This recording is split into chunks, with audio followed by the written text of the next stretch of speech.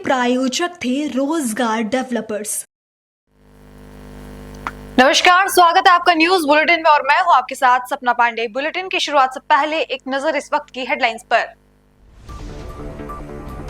दिल्ली में हो रही आरएसएस की अहम बैठक, मोहन भगवंत सिंह 6 संयुक्त स्तर कार्यवाह मौजूद। बंगाल एसटीएफ ने मुर्शिदाबाद पिता पुत्र की हत्या मामले के प्रमुख आरोपी को किया गिरफ्तार। मैं पहलगाम हमले के पीड़ित परिवारों को भरोसा दिलाता हूं कि उन्हें न्याय जरूर मिलेगा, मन की बात कार्यक्रम में बोले पीएम मोदी। पहलगाम हमले में मारे गए परिवारों को अपना 4 महीने का वेतन देंगे झारखंड के मंत्री इरफान अंसारी। जम्मू कश्मीर के पहलगाम हमले के बाद अब तक कुल 9 आतंकियों के घर ध्वस्त किए गए। खबर महाराष्ट्र के अकोला से है, जहां जम्मू कश्मीर गए अकोला के 31 पर्यटक सकुशल लौट गए हैं। वंचित बहुजन अघाड़ी और बीजेपी की ओर से सभी पर्यटकों का स्वागत किया गया। इस दौरान अपने परिवार से मिलने के बाद कुछ पर्यटकों की आंखों में आंसू आ गए।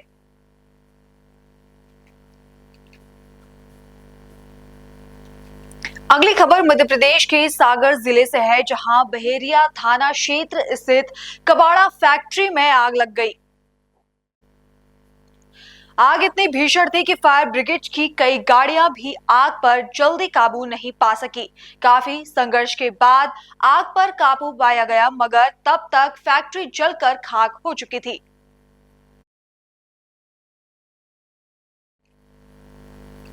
अगली खबर राजस्थान के जयपुर से है, जहां के ग्राम सिंगोद स्थित जमवाया माता मंदिर परिसर में कलश यात्रा के साथ महायज्ञ की शुरुआत की गई। इस अवसर पर महामंडलेश्वर ओंकार दास महाराज ने कहा कि सिंगोद में जमवाया माताजी मंदिर की स्थापना महाशक्ति पीठ है। सिंगोद में जमवाई माता का मूर्ति प्राण प्रतिष्ठा के उपलक्ष्य में भव्य कलश यात्रा और झांकियों द्वारा भव्य स्वागत करते हुए, फूल वर्षा करते हुए कलश यात्रा निकाली गई। और जमवा माता के 5 दिन का प्रोग्राम है। 30 तारीख को प्राण प्रतिष्ठा है। इसके लिए सभी ग्रामवासियों ने भव्य आयोजन का किया जा रहा है, जिसमें सभी भामाशाहों के द्वारा बहुत अच्छा सहयोग रहा। और हमारे ग्राम के सिंगोद भामाशाह से भी बढ़ के भामाशाह है, जो आज 10, 20, 50 लाख रुपया इन्होंने गांव में आने के बाद दोनों सिंगोद में खूब लगाया है और धर्म में आगे रहते हैं। और ठाकुर जी से ऐसी विनय करता हूँ। अगली खबर महाराष्ट्र के अकोला जिले से है, जहां के मूर्तिजापुर तालुका के तुरखेड़ में एक घर की नींव खोदते समय ऐतिहासिक सिक्कों का बड़ा खजाना मिला है। खुदाई में मिले लगभग 10 से 15 किलो सिक्के मुगल काल के माने जा रहे हैं। इन सिक्कों पर अरबी भाषा में लिपि लिखी हुई है।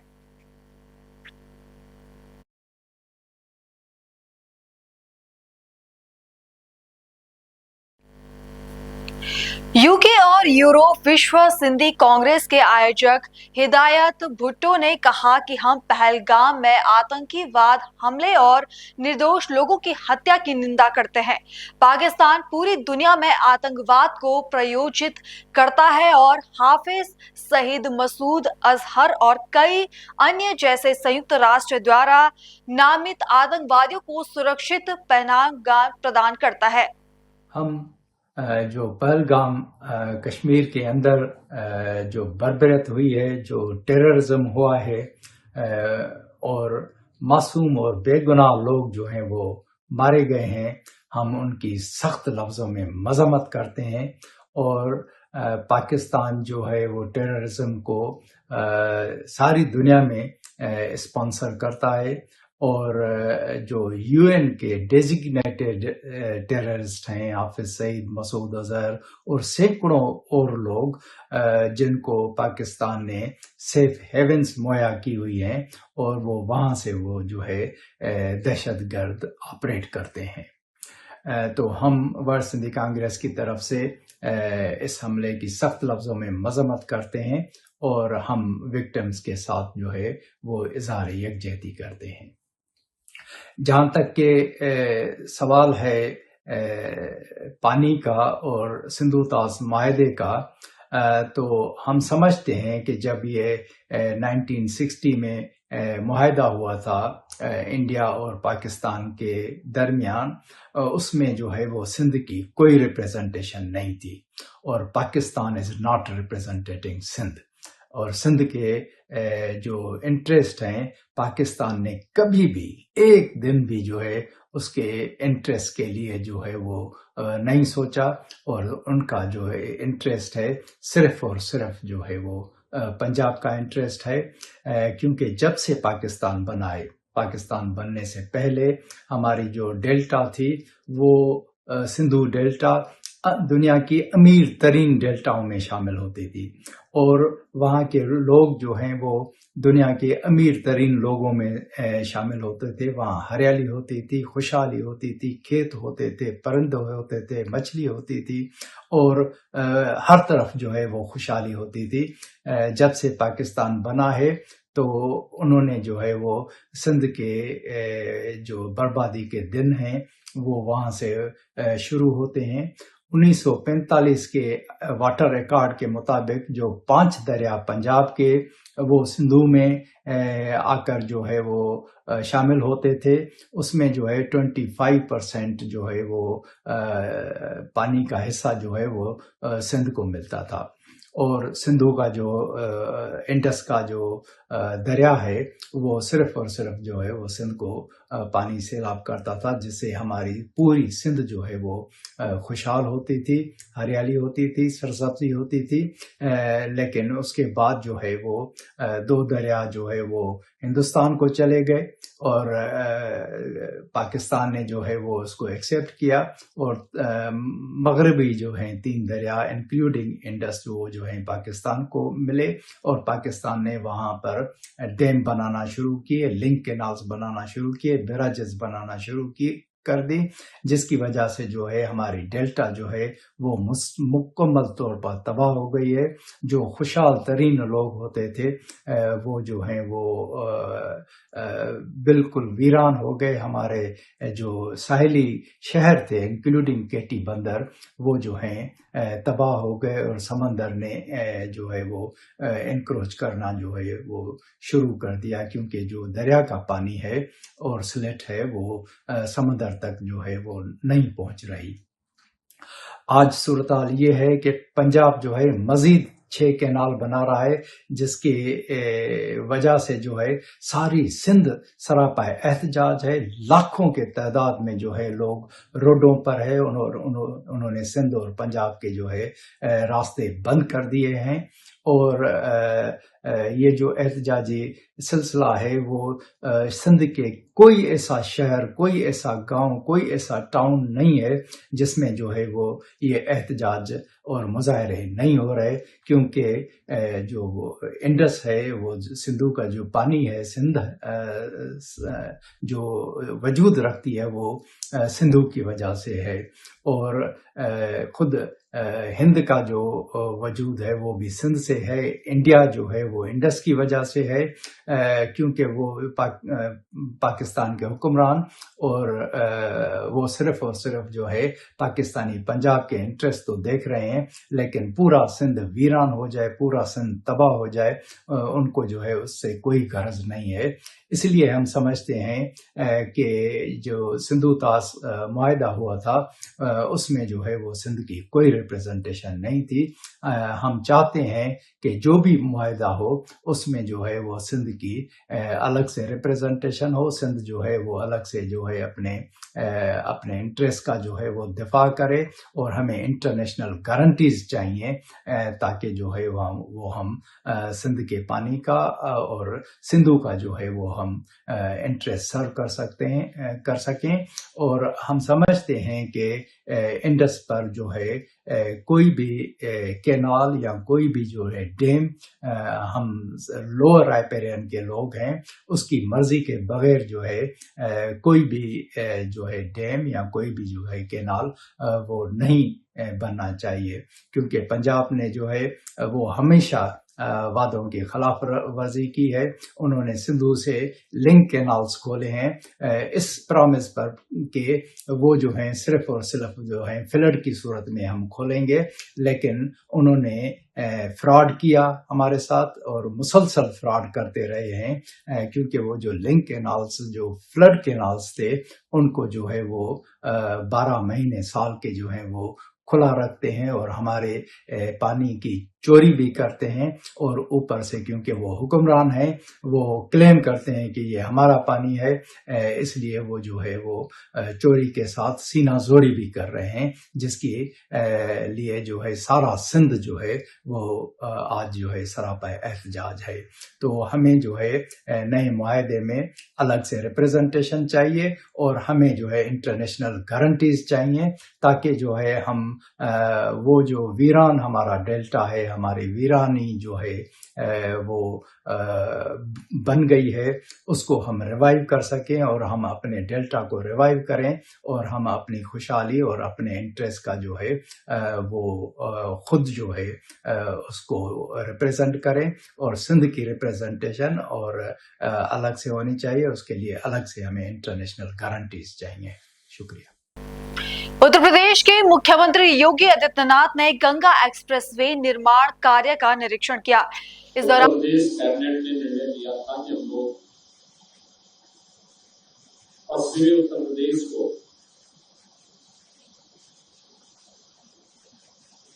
प्रयागराज से जोड़ने के लिए गंगा एक्सप्रेसवे का निर्माण करेंगे, जिसका पीपीआर तैयार हुआ और अंततः 2020 में इसे कैबिनेट ने अपनी मंजूरी देकर के इसकी डीपीआर की कार्रवाई को आगे बढ़ाया। कुल 594 किलोमीटर लंबा यह एक्सप्रेसवे 6 लेन का है और यह 8 लेन तक बढ़ाया जा सकता है, जिसमें 18,000 एकड़ लैंड इस पूरे एक्सप्रेस वे के लिए किसानों से खरीदा गया। और आपने देखा होगा कि कहीं भी कोई किसान से संबंधित कोई मुद्दा नहीं है, जिस पर 36,230 करोड़ रुपए एईपीसी रोड पर एक पूरा कार्य हुआ, जिसमें जमीन उत्तर प्रदेश सरकार की है, यूपीडा उसको देख रही है और बाकी कंस्ट्रक्शन करने वाली कंपनी अपना पैसा लगा करके इस एक्सप्रेसवे का निर्माण कार्य कर रही है। इतने लंबे, यानी देश के सबसे लंबे एक्सप्रेसवे में से गंगा एक्सप्रेसवे है। 4 पैकेज में कार्य चल रहा है। इस पैकेज में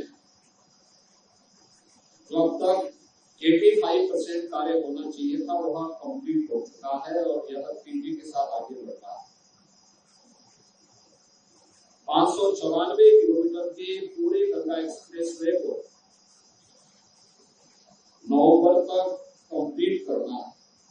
जिन संस्थाओं के साथ में उत्तर प्रदेश शासन का एग्रीमेंट है, उन्हें इस कार्य को समयबद्ध तरीके से आगे बढ़ाना है और आज इन्हीं कार्यों की क्वालिटी की जांच करने, इसका निरीक्षण करने के लिए हम लोग आज निकले हुए हैं। शाहजहांपुर के पास यहाँ पर 2 उपलब्धि अतिरिक्त इसको प्राप्त हो रही है। एक इंटरनेशनल मानक केंद्रों एयर स्ट्रिप का निर्माण लगभग 3.5 किलोमीटर लंबी एयर स्ट्रिप यहाँ शाहजहांपुर में बनाई गई है, जो इमरजेंसी के दौरान किसी भी समय में यहाँ पे फाइटर विमान को या किसी भी एरोप्लेन को लैंड करने की फैसिलिटी इस एक्सप्रेस वे पर उपलब्ध करवाई गई है। एयरपोर्ट की भी व्यवस्था इस पर हम लोग प्रस्तावित कर रहे हैं कि इमरजेंसी में कहीं पे कोई हमें एयर एम्बुलेंस की फैसिलिटी देनी हो तो उन स्थितियों में इसका उपयोग किया जा सकता है। दूसरा, यहीं से शाहजहांपुर से हम लोग फर्रुखाबाद होते हुए आगरा लखनऊ एक्सप्रेस वे को बुंदेलखंड को जोड़ने के लिए एक लिंक एक्सप्रेस वे का निर्माण भी करने जा रहे हैं, जो इस पूरे क्षेत्र को विकास के साथ जोड़ने का कार्य करेगा। इसके साथ ही गंगा एक्सप्रेस वे पर आधा दर्जन स्थानों पर इंडस्ट्रियल कॉरिडोर विकसित करने की कार्रवाई, औद्योगिक विकास के लिए अलग अलग क्लस्टर विकसित करने के लिए भी लैंड एक्विजिशन की कार्रवाई को आगे बढ़ाया जा रहा है, जिससे इंडस्ट्री वहां पर स्थापित हो सके, एक्सप्रेस वे का लाभ लोगों को प्राप्त हो सके और रोजगार के सृजन के लिए स्थानीय नौजवानों की रोजगार और नौकरी के लिए हम स्थानीय स्तर पर ही ये सुविधा उन्हें उपलब्ध करवा सके। मित्रों, इंफ्रास्ट्रक्चर यह किसी भी देश के विकसित होने की पहली आधारभूत शर्त होती है। वह इंफ्रास्ट्रक्चर उस देश के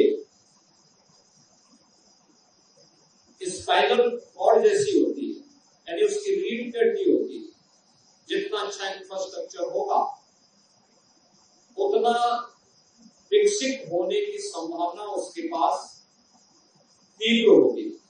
और आपने देखा होगा आदरणीय प्रधानमंत्री जी के मार्गदर्शन में पिछले 10 वर्ष में देश के प्रत्येक क्षेत्र में इंफ्रास्ट्रक्चर, रोड इंफ्रास्ट्रक्चर का हो, रेल का हो, एयर कनेक्टिविटी का हो, वाटर वे का हो, लॉजिस्टिक का हो, इन सभी में बेहतरीन प्रगति की है। और इस एक्सप्रेस वे का शिलान्यास भी 2021 में आदरणीय प्रधानमंत्री जी के कदमों से संपन्न हुआ था और इसी शाहजहांपुर में वह कार्यक्रम हम लोगों ने आयोजित किया।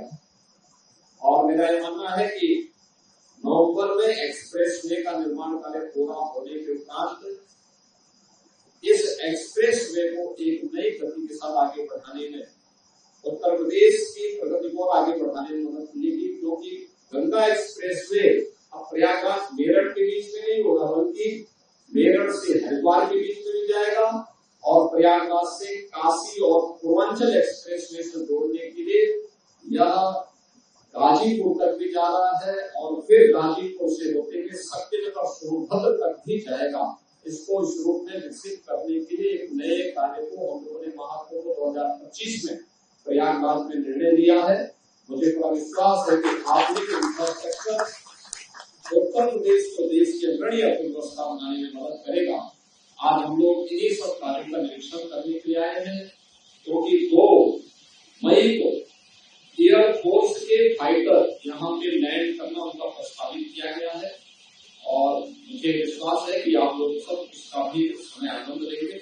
आप सबको बहुत बहुत धन्यवाद। फिलहाल बुलेटिन में इतना ही। देश और दुनिया की बाकी तमाम खबरें देखने के लिए बने रहिए पल्स 24 न्यूज के साथ। नमस्कार। इस प्रोग्राम के प्रायोजक थे रोजगार डेवलपर्स।